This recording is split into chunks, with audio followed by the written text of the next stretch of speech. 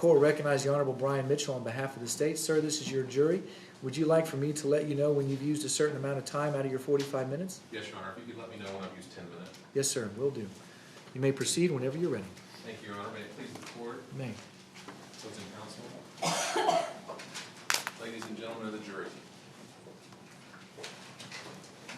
It's been a while since I've talked to you. I guess it's been a week Friday, and I wanted to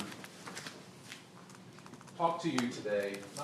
My purpose of this open to close, and just to give you a roadmap, I'm going to get to talk to you for some amount of time. The defense is going to get up and get to argue for an amount of time, and then Mr. Lewis is going to come up and finish the argument. So that's kind of how this is going to go, all right? This document that you will take back with you is sort of your North Star. This is what is going to guide your deliberations, okay? And one thing that I thought was extremely important for you guys to consider, on page 10 it says, your sole duty at this time is to determine whether the defendant is guilty or not guilty as charged in the indictment in this case, in this cause, and restrict your deliberations solely to the issue of whether the defendant is guilty or not guilty. You know, I've sat through this trial, and you may have thought, like I did a couple of times, I'm not entirely sure who's on trial here. We've heard a whole lot about Genevive Dawes and Virgilio, but sort of an inordinate amount of time, in my estimation. So I want you to know that what you guys are tasked with, what you're doing, is determining whether this man, right here, this one, is guilty of aggravated assault by a public servant. Okay? Right here in the charge. It guides you. Here's something else. And I went through here and I highlighted some things, and I encourage you to do the same. If there's not a highlighter back there, I assume that the judge can get you one. We talked about in voir dire possible defenses. Okay, and I told you at the time I didn't know what would be in this charge, but now we know, and they're in here. There's a definition, reasonable belief. Highlight it. If there's a dry erase board or a chalkboard in the back, write it on the board. This is what you are tasked with identifying whether the actions that night were reasonable or not. This is the law. This is the definition. Anytime you guys are talking about things, you go back to this. It reads, reasonable belief means a belief that would be held by an ordinary and prudent man in the same circumstances as the actor. Not what another officer would do. Not what anybody else would do. But an ordinary and prudent man in the same circumstances as the actor. Ordinary. Write down. Go back to this. Everything is based on that. So,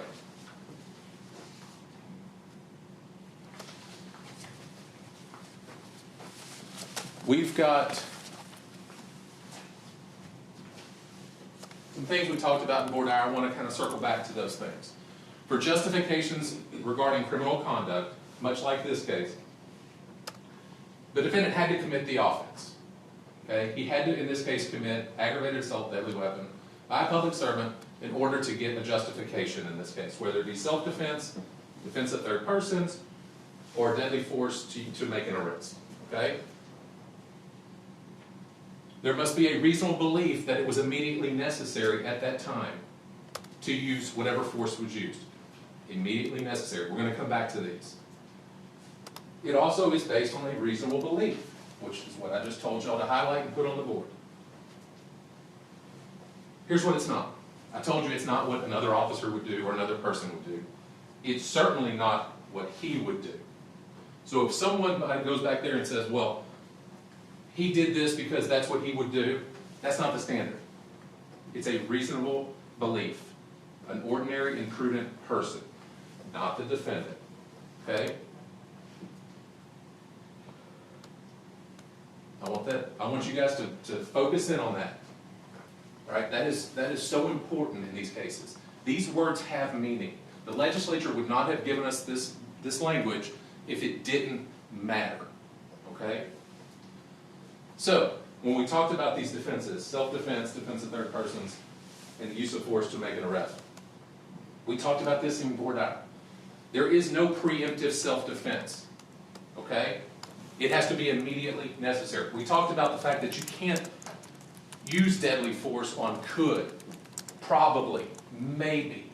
Those don't work. That's not in the charge. You will not see those words.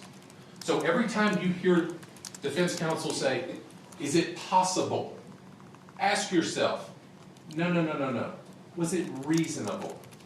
Okay? Those are different words. Reasonable is what guides you.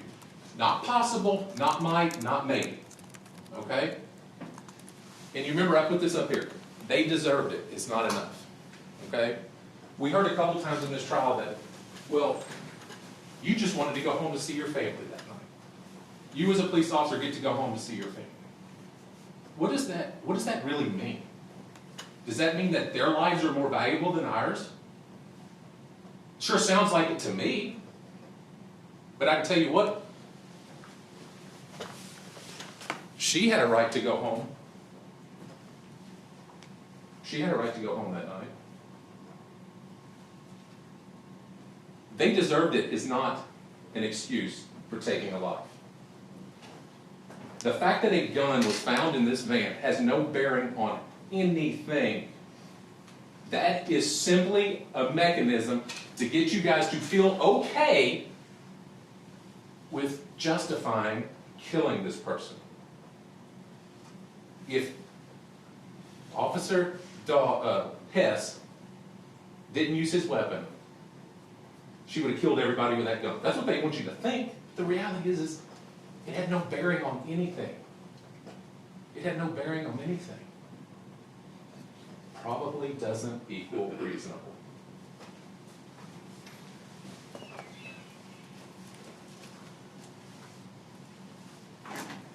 Okay. You don't have to memorize these. These are in the charge. Okay? And I'm not going to go through each one of these with you. Just know that all these that we talked about in voir dire are going to be in the charge. Okay? So, but I do want to focus on a couple of things. I went through and highlighted every single time that there is a reasonable belief and immediately necessary. Every single defense has those two elements. It must be based on a reasonable belief.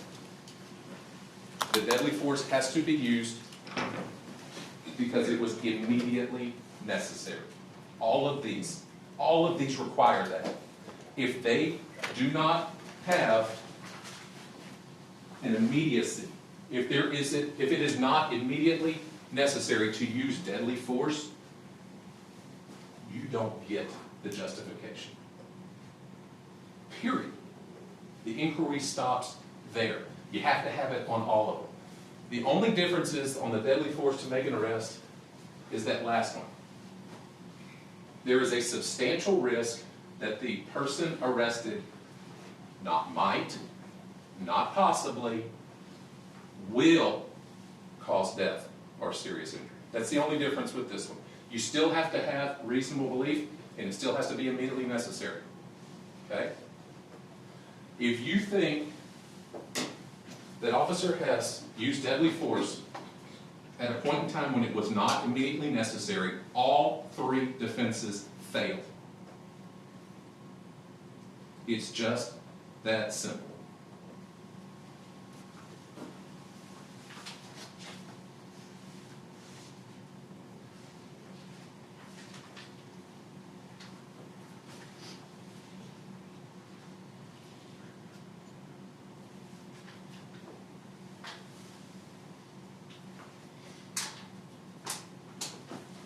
Jonathan Priest came up here today and he talked to you guys about whether or not Officer Hess's actions were reasonable or not, in his estimation, based on his years of training and experience on this.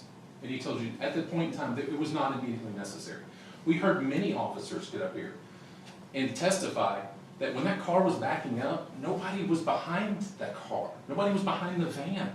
It was objectively impossible for that car to cause serious bodily injury or death when it was backing up the second time. We know that because there was nobody behind the car.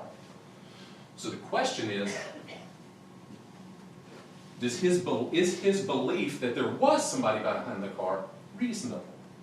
Okay? I will submit to you that it's not. Here's why. There was talk about tunnel vision.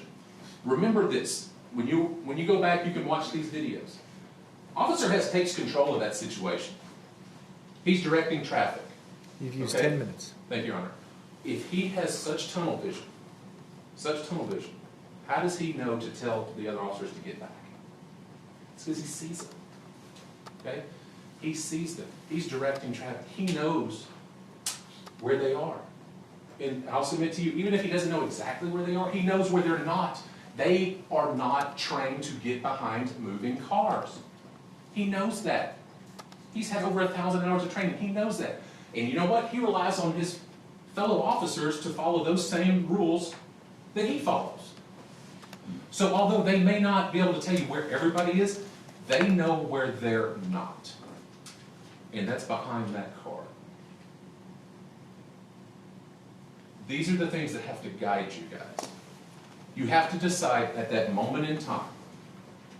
At the moment in time he started firing 12 shots, was it immediately necessary at that moment in time? If you get back there and you say, it was not immediately necessary because nobody was behind there, then your inquiry stops. It's over. He doesn't get the benefit of any of these justifications. These words have meaning. You guys take that charge, you pour through it, and you follow the language within that charge.